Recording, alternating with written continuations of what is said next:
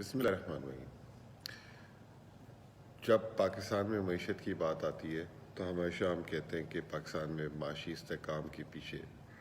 سیاسی غیر یقینی صورتحال کا بہت بڑا رول ہے، اور اس سیاسی غیر یقینی صورتحال کی وجہ سے جو ہے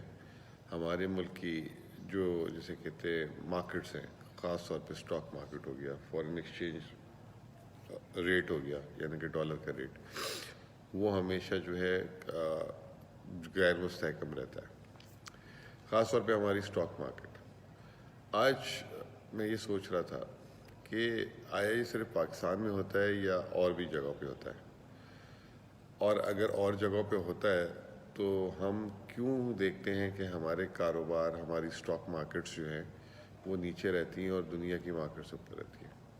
مثال کے طور پہ میں آپ کو بتاتا ہوں کہ انڈیا میں اس وقت کیا نہیں ہو رہا۔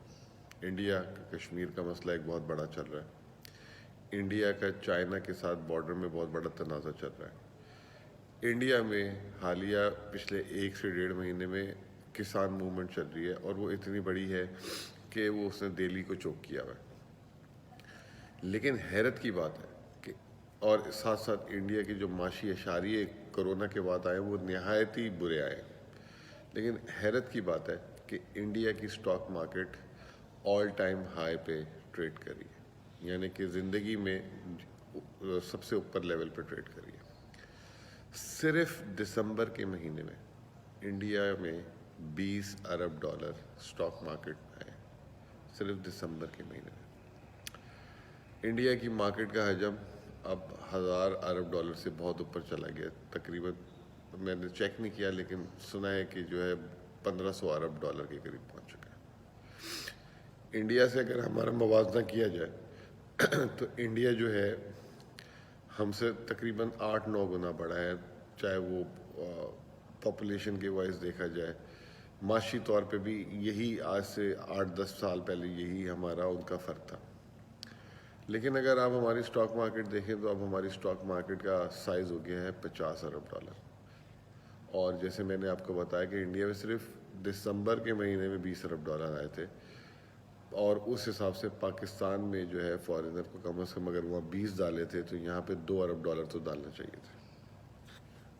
لیکن الٹا یہاں سے ہمارے ملک سے پیسہ فارینر باہر نکالتا ہے۔ اس کے ساتھ ساتھ جو دوسری چیز یہ ہے کہ پاکستان کی تاریخ میں اب تک جو ہے $20 ارب نہیں آئے پاکستان کی تاریخ میں، انہوں نے 1 مہینے میں لیا۔ کیا وجہ ہے؟ اس کی وجہ یہ ہے نمبر 1 کہ ہمارے جو ایڈورٹیزمنٹ ہوتی ہے دنیا میں وہ یہ ہوتی ہے کہ ہم کرپٹ لوگ ہیں، ہمارے ملک میں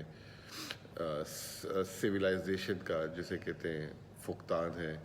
یہاں پہ عورتوں کو حقوق نہیں دیے جاتے، یہاں پہ پولوشن ہے، یہاں پہ ٹیررزم ہے، یہاں کے جہاز جو ہے پائلٹس جو ہیں جہاز نہیں چلا سکتے، اور یہ ہے وہ ہے، یہاں پہ ڈومیسٹک جسے کہتے ہیں ٹریول نہیں ہے، یہاں پہ جو ہے اچھی ٹرینیں نہیں ہیں، یہاں پہ جو ہے یہ ساری چیزیں جو ہے پوری دنیا میں اس طرح دکھائی جاتی ہے، اور یہ واقعتاً ہیں ایسی چیزیں۔ پھر ہمارے جو بزنس مین ہیں میں سمجھتا ہوں ان میں اور انڈیا کے بزنس مین میں بہت فرق ہے۔ انڈیا کے بزنس مین اپنی مارکیٹنگ میں انویسٹ کرتے ہیں۔ ابھی پچھلے دنوں مجھے میرے ایک دوست تھے، وہ بتا رہے تھے ٹائلز جو ہوتی ہے، فلور ٹائلز کیا چیز ہے؟ کچھ بھی نہیں ہے دنیا میں۔ فلور ٹائلز میں اسپین نے بادشاہی کی ہوئی تھی، اسپین میں ہی ایک ایگزیبیشن تھا اور وہاں پہ انڈینز جو ہے ڈومینیٹ کر رہے تھے، ان کا ایک شہر ہے میں نام بھول گیا ہوں، وہاں پہ وہ ٹائلوں کا کام ہوتا ہے، سب سے زیادہ سٹال انڈین کمپنیز کے تھے، اور وہاں پہ ینگ لڑکے جو ہے آئی پیڈ لے کے گھوم رہے تھے اور کھڑے کھڑے پوری دنیا سے آرڈرز لے رہے تھے۔ پاکستان میں ابھی جو ہے پہلی ٹائل چائنا نے لگائی آ کے، ورنہ ہم تمام ٹائلز امپورٹ کر رہے تھے، حالانکہ پاکستان میں مٹی ہے، سب کچھ ہے۔ تو نمبر 1 ایک تو ہم اپنے بزنسز کو پروموٹ نہیں کرتے، اور بزنسز کو پروموٹ اس لیے نہیں کرتے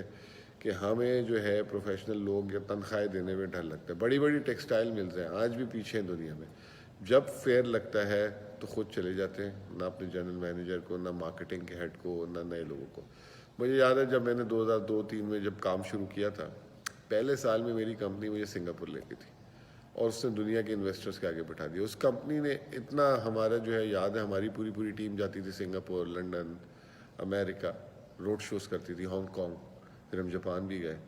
انفیکٹ انڈیا بھی گئے، تو ہم دنیا کے بڑے بڑے انویسٹرز کو پاکستان میں لے آئے تھے 2004 سے 2010۔ آج جتنے بروکریج ہاؤسز ہیں، ہارڈلی پچھلے جب سے کرونا ہوا ہے ہارڈلی جو ہے کسی نے پاکستان کی بار کانفرنس کرائی، کلائنٹ سے ملے، انویسٹر سے ملے جا کے۔ میری سابقہ کمپنی جس کا میں مالک بھی تھا EFG ہرمس، وہ کر رہی تھی، اس کے ساتھ ہم پھر گئے، وہ کانفرنسز کر رہی تھی، لیکن اب وہ بھی تھک گئی ہے، وہ بھی اب پاکستان کو اتنا پیش نہیں کرتی۔ گورنمنٹ آف پاکستان وہ بھی بالکل نہیں کرتی کچھ، وہ بھی جو ہے صرف روزانہ پاناما GIT، اب براڈ شیٹ ہاتھ چڑھ گیا، پورا دن خبریں دیکھیں گے، لوگوں کو بزنس کی طرف، بزنس کی خبریں بتائیں، اکانومی کی خبریں بتائیں، ان کو بتائیں دنیا میں کیا ہو رہا ہے تاکہ وہ اس طرف انویسٹ کریں۔ جب تک ہم خود اپنی انویسٹمنٹ، اپنے ایسٹس کو ویلیو نہیں کریں گے، دنیا میں کوئی نہیں کرے گا۔ ہماری اسٹاک مارکیٹ اس وقت دنیا کی سستی ترین مارکیٹ ہے، اس کے اوپر سونے پہ سہاگا، جیسے ہی ایک خبر آئے گی جو ہے نا مارکیٹ بیٹھنا شروع ہو جائے گی۔ اب کہہ رہے ہیں کہ اگلے ہفتے رول اوور آئے گا، بہت سارا 23 ارب روپے کا جو ہے نا رول اوور، مطلب یہ کہ 23 ارب روپے کے لوگوں نے شیئر ادھار لیے ہوئے، تو وہ اگلے مہینے وہ تبدیل ہوتا ہاتھ، تو وہ کیسے ہوگا؟ 23 ارب ہوتا کیا ہے؟ $150 ملین، اس پہ آپ جو ہے مارکیٹ، تو یہ ہمارے جو مارکیٹ کے بروکر حضرات ہیں، جو بروکرز میں آج بھی سمجھتا ہوں یہ چھوٹے رہ گئے، ان کا مائنڈ سیٹ بڑا نہیں ہوا۔ ہمارے جو انڈسٹریلسٹ ہیں ان کا مائنڈ سیٹ جو ہے، وہ انڈسٹری تو لگوا لیتے ہیں اسٹیٹ بینک سے لون لے کے، یہ وہ ان کا مائنڈ سیٹ نہیں بڑا۔ یہ ہمارا گورنر اسٹیٹ بینک میں نیا ہے، میں سمجھتا ہوں اس نے زیادہ پچھلے 1 سال میں پاکستان کی مارکیٹنگ کی ہے۔ کبھی وہ رائٹرس کو جو ہے بیٹھا ہوتا ہے، کبھی وہ لنڈن میں چلے جاتا ہے، کبھی دبئی چلے جاتا ہے، یہاں پہ بزنسز سے مل رہے ہیں، لیکن یہاں کے بزنسز یہ نہیں کر رہے، بورڈ آف انویسٹمنٹ یہ نہیں کر رہا۔ ہمارا فائنانس منسٹر جو ہے وہ فائنانس بلاک سے، کیو بلاک سے نکل نہیں رہا، اس کو روڈ شوز کرنے چاہیے جا کے دنیا جہاں میں، یہ ساری چیزیں کرنی چاہیے، تب یہاں پہ ویلیوشنز بڑھیں گی، تب یہاں پہ لوگوں کو پتہ لگے گا اور وہ یہاں پہ پیسے لے کر آئیں گے۔ اب یہ میں آخری میں جو ہے، کیونکہ ویڈیو 7 منٹ کی ہو چکی ہے، یہ 30 سیکنڈ میں پرائم منسٹر کو دوں گا۔ مسٹر پرائم منسٹر، آپ نے جو ہے بہت اچھا کام کیا ہے، ریفارم کرا دیے، اکانومی کو سیدھا کر دیا۔ Now it is time to project your country, project your country strengths, اور وہ اسٹرینگس کو آپ پروجیکٹ کریں۔ آپ کے بزنسز کو جو ہے آپ پش کریں، ان کو کہیں کہ باہر نکلیں ملک سے اور دنیا کو جا کے دکھائیں۔ امبانی نے ایک جیو اس نے جو بنائی ہے وہاں پہ کمیونیکیشن کمپنی، پوری دنیا کی ہر بیسٹ کمپنی سے یا ہر بیسٹ بندے سے جا کے پیسے پکڑ کے آ گیا، فیس بک سے، گوگل سے، ایک کمپنی میں فیس بک بھی شراکت دار، گوگل بھی شراکت دار، دبئی آپ کا دوست ہے، دبئی کے شیخ اور UAE کے شیخ، UAE کے شیخ انہوں نے اس کمپنی میں پیسے ڈال دیے۔ بن سلمان جو پاکستان کا ایمبیسیڈر بن رہا تھا، اس نے جیو میں پیسے ڈال دیے، اور اس نے صرف اس کمپنی میں پیسے ڈالنے سے جو ہے انڈیا کی اسٹاک مارکیٹ نے آل ٹائم ہائی مار دیا، اور وہ جو امبانی ہے وہ دنیا کا تیسرا چوتھا امیر آدمی بن گیا، وہ ایشیا میں یعنی چائنیز کو بھی پیچھے چھوڑ دیا اس نے۔ تو ضرورت ہے آپ پاکستان کو پروجیکٹ کریں، پلیز خدا کے واسطے پاکستان کے بزنسز کو ویلیو کرائیں، کانفیڈنس بڑھے، باہر سے پیسہ آئے، باہر سے جب تک پیسہ نہیں آئے گا آپ نہیں چل سکیں گے۔ بہت بہت شکریہ۔